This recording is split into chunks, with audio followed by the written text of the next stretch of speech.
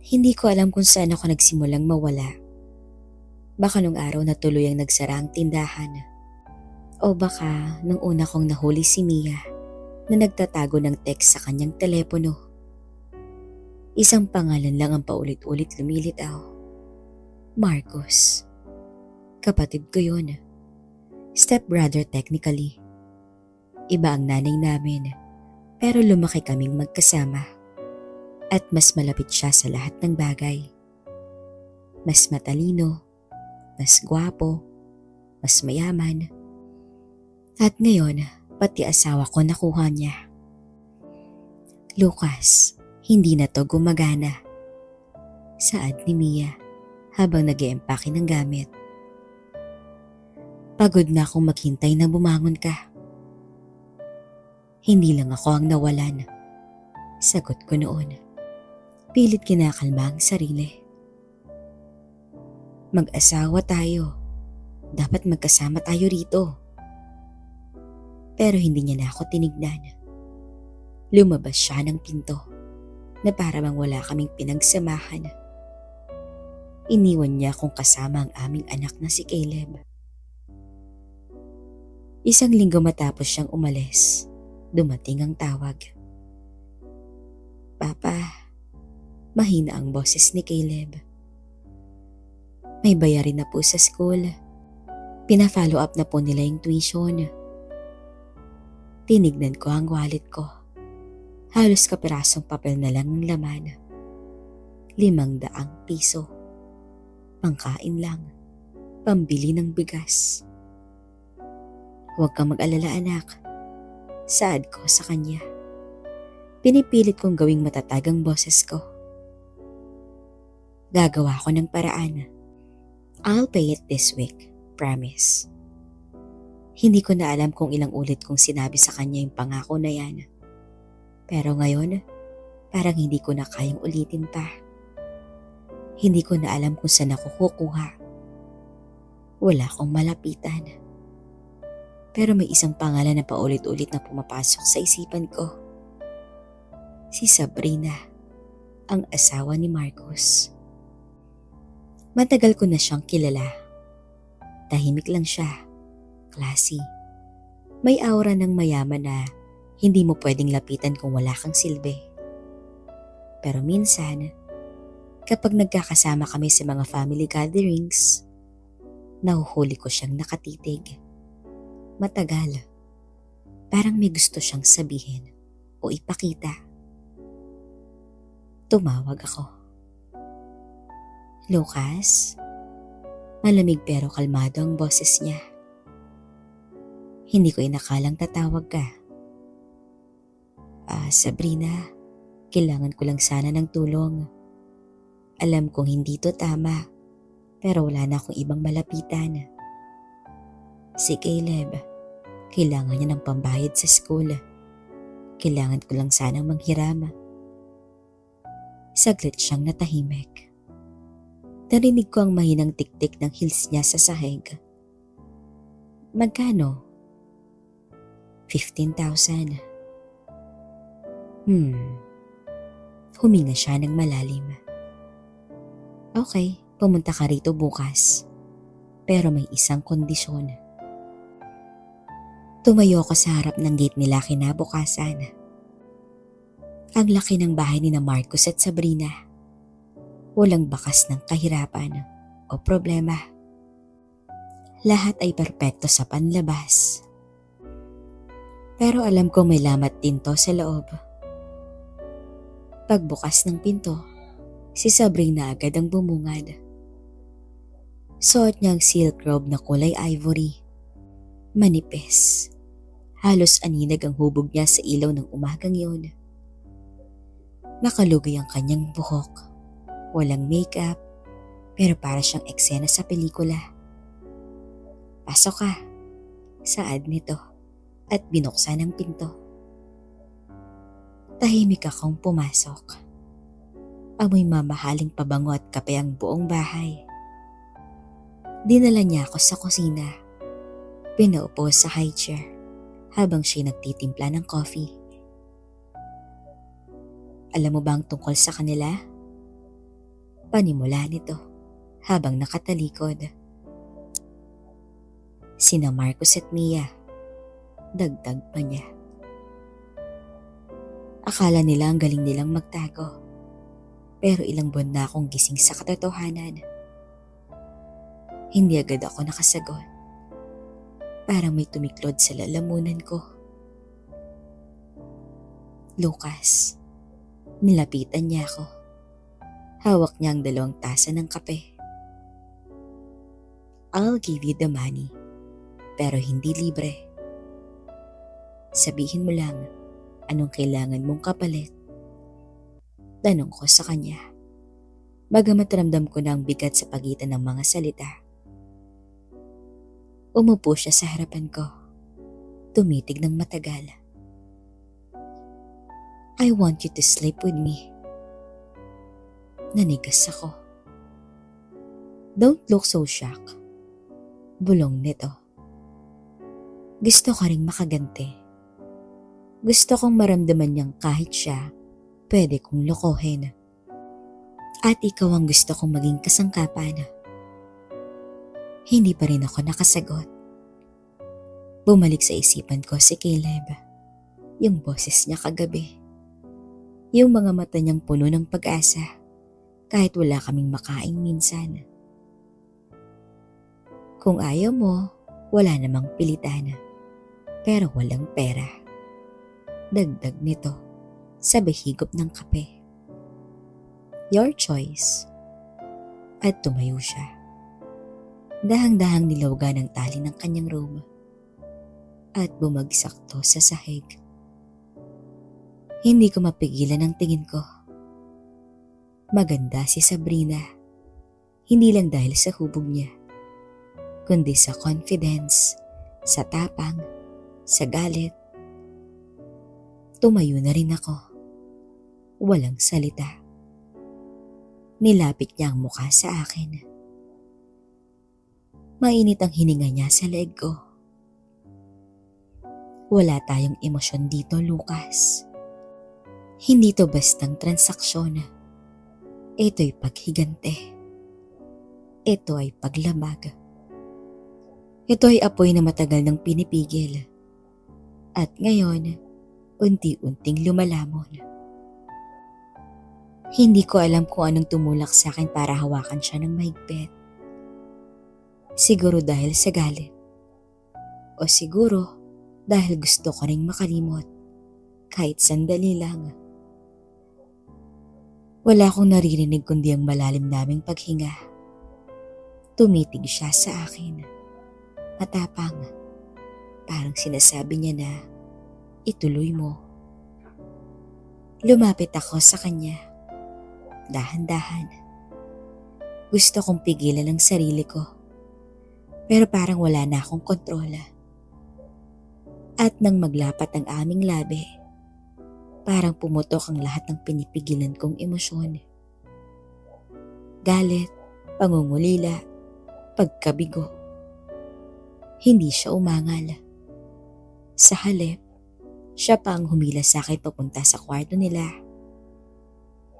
Kwarto na dati kong iniiwasang silipin kahit sa family gatherings. Ngayon ay mismong lalapas tangin ko. Pero wala na akong pakialam. Wala na kaming pakialam. Sa bawat yapos niya, pakiramdam ko bumabalik ang isang bahagi ng pagkatao ko na matagal nang nawala. Sa bawat halinghing, bawat kalmot sa likod, bawat bulong ng, sige pa. Unti-unti kong nalilimutan ang pagkatalo. Walang pagmamahalan.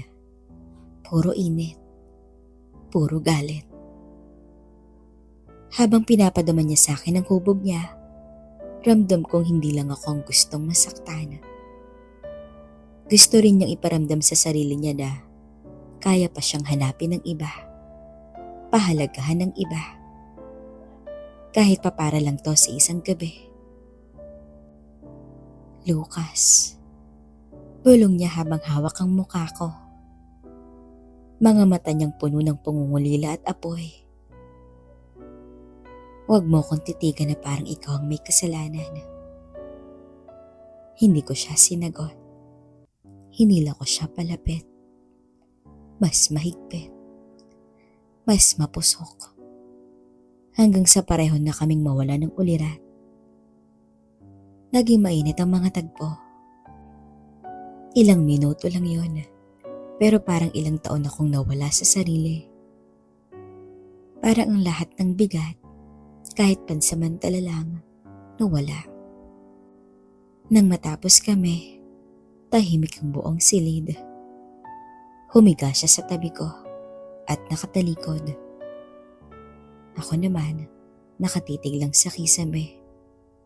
Humihinga ng malalim. Iniisip ko kung anong klaseng lalaki na ako ngayon. Bukas, padadalhan ko si Caleb ng pera.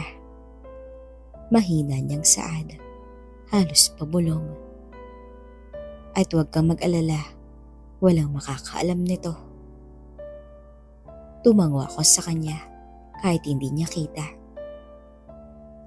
Pero sa loob-loob ko, alam kong ako mismo. Ako na rin ang huhusga sa sarili ko. At walang halagang pera ang makakabura sa gabing ito. Umaga na noon.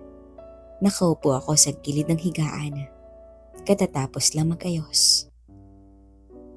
Tahimik si Sabrina habang nakahiga. Nakatalokbong ito ng puting kumot at nakatalikod sa akin. Hindi ko alam kung tama bang magpasalamat o humingi ng tawad. Uuwi na ako. Mahina akong saad. Hindi siya sumagot. Pero bago ako tuloy makalabas ng kwarto, nagsalita siya. Paos at mahina. Lucas, kung sakaling bumalik siya, hindi ko siya tatanggapin. Tumigil ako. Tumalikod ako sa kanya. Si Marcos? Tumango siya. Kung iniisip mong isa lang tong paghihigante, hindi. Gusto ko lang maramdaman na may lalaki pa rin tapat. Kahit isang beses lang. Hindi ko na siya sinagot. Baka kasi kung ano pang masabi ko. Lumabas ako sa bahay na yun dala ang sobre ng pera. At isang damdamin na mas mabigat kesa sa dala kong pangakong tinupad. Pagdating ko sa bahay, sinalubong agad ako ni Caleb. Papa, thank you po. Nasettle na ni Mom yung tuition ko. May nag-deposit po kanina. Ngumiti ako ng pilit. Kilala mo ba kung sino? Kaibigan lang. Tumulong lang sa atin. Ang bait naman po niya. Niyakap ko siya ng mahigpit. Pero habang yakap ko ang anak ko, hindi ko maiwasan na maramdaman ang hiya. Para bang kahit gaano ko kagustong maging mabuting ama, may bahid na ako ng kasalanan. At kahit ito ay ginawa ko para sa kanya, hindi pa rin to naging tama. Ilang araw ang lumipas. Tahimik si Sabrina. Walang text, walang tawag. Akala ko nga tapos na.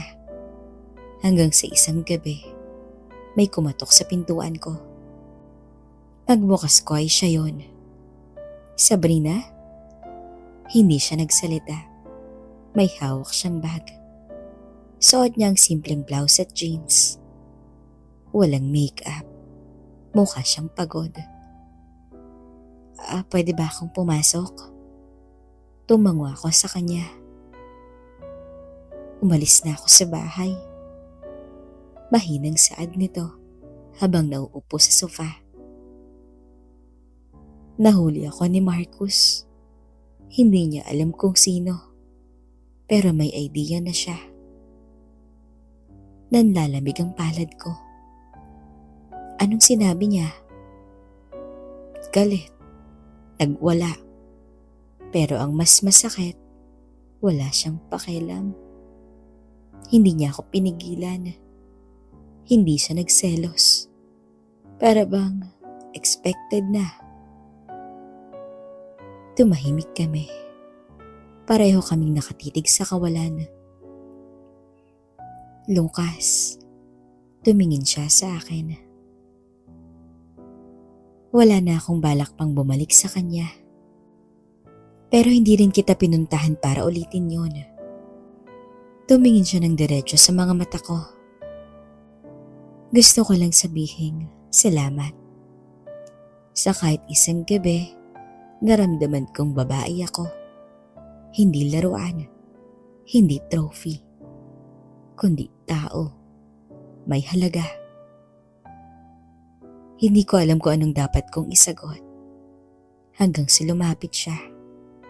Hinalikan niya ako sa pisngi. At ngayon, kailangan mo nang mamili, Lucas. Gusto mo bang ituloy to? O hanggang dun lang talaga yon? Tahimik ako habang nakatitig sa babaeng nasa harapan ko. Si Sabrina. Malambot ang boses, pero matalim ang mga mata.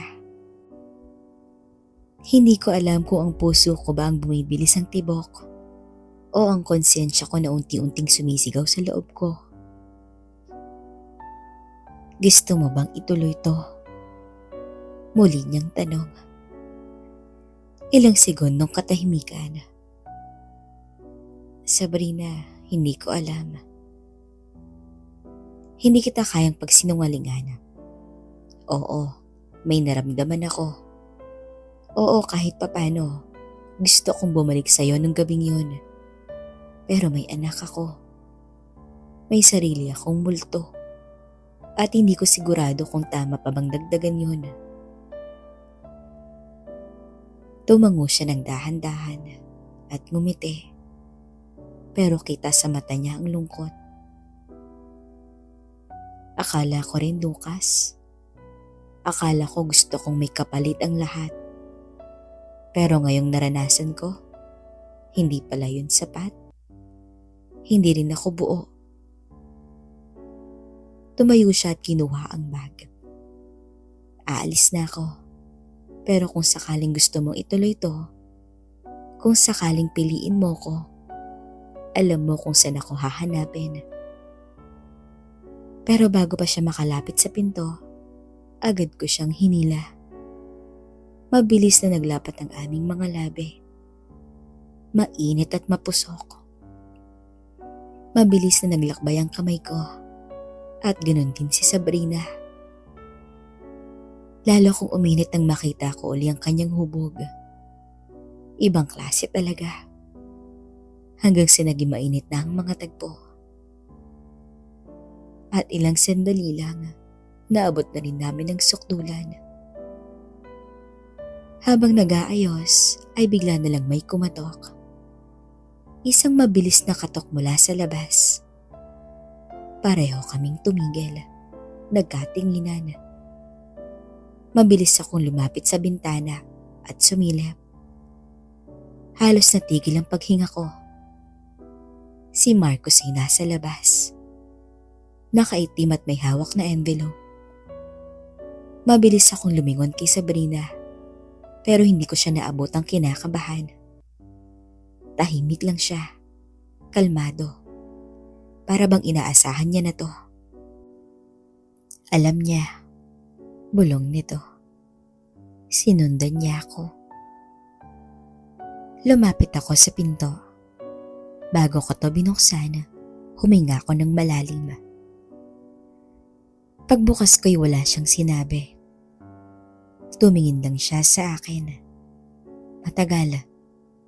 At inabot niya ang envelope. Pagbukas ko'y may mga larawan. Ako at si Sabrina, nagpapaligaya.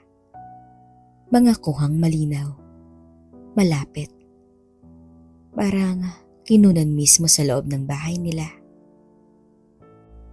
Tingin mo, sabay ng malalim niyang boses, makakawala kayong dalawa?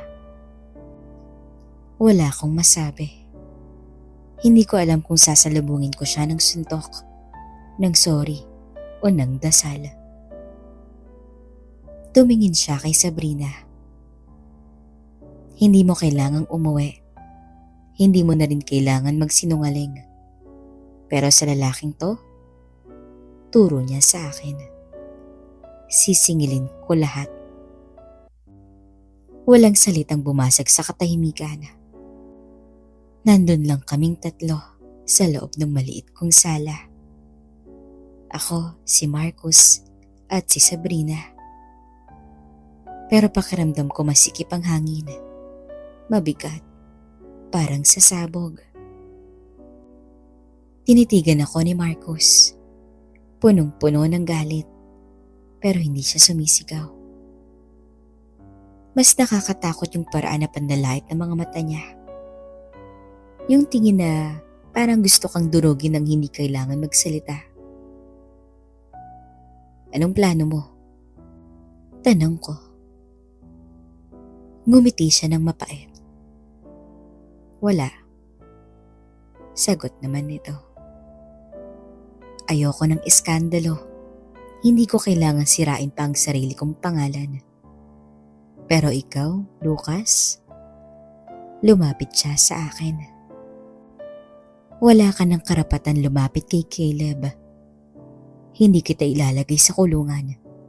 Hindi kita ibabagsak.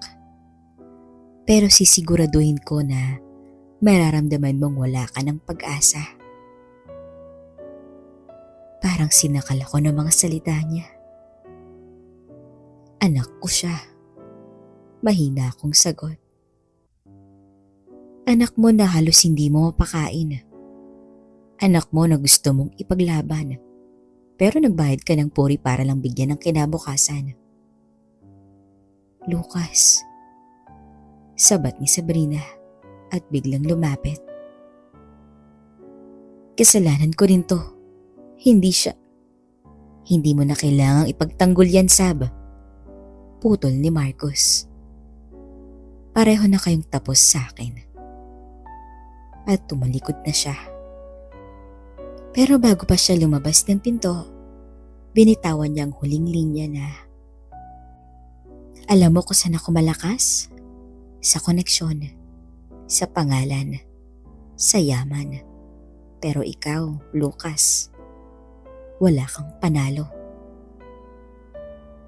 Pag-alis niya, hindi agad nagsalita si Sabrina. Tumayo lang siya sa gilid. Hawak ang mga braso niya na parang nagyayelo.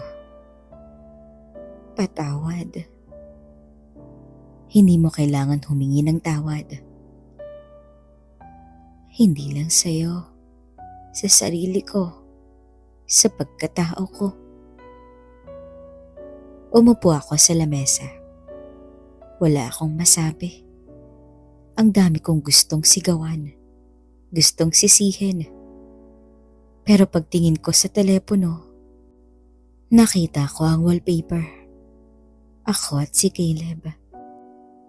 Nakangiti sa may ilog ng isang summer. Masaya pa kaming dalawa doon. Kailangan kong bumawi. Ilang linggo ang lumipas. Naghanap ako ng trabaho kahit saan. Nagbenta ako ng mga gamit sa bahay. Pinuntahan ko ulit ang dating kaibigan sa talyera.